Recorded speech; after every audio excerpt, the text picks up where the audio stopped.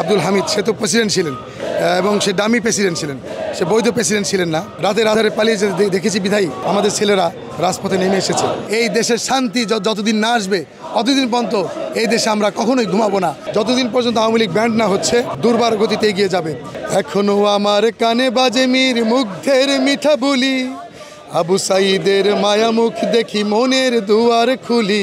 এখনো রক্তের দাগ শুকায় নাই, দেশ এখনো শান্তিতে আসতে পারে নাই।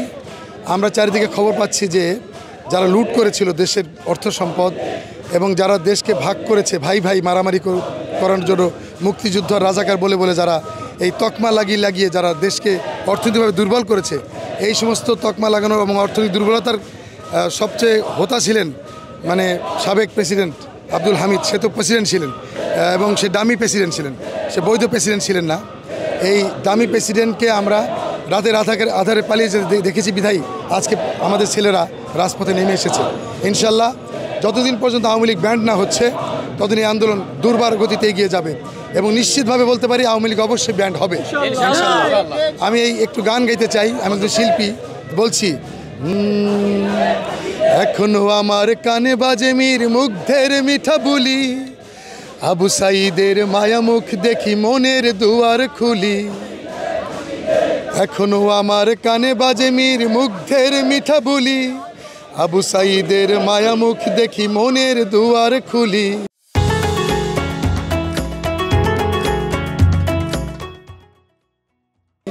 ওসামা সাগর রুদ্র অয়ন ভাবছি কতটা দামি, দেশের জন্য প্রাণ দিল যারা বিপ্লবী সংগ্রামী। তাদের জন্য হৃদয়ে আমার নেই কো আবেগের শেষ, যাদের জন্য পেলাম আবার নতুন বাংলাদেশ।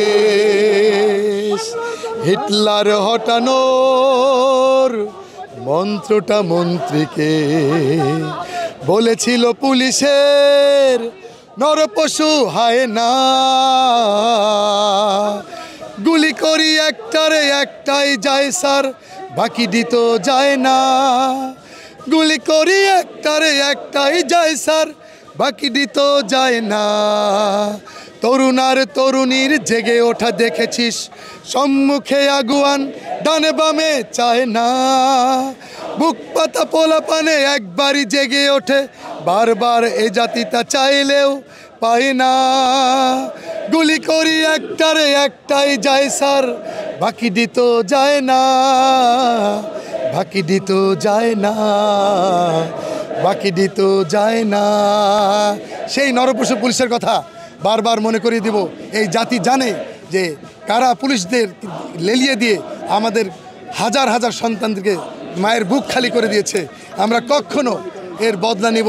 এই দেশের শান্তি যতদিন না আসবে অতদিন পর্যন্ত এই দেশে আমরা কখনোই ঘুমাবো না।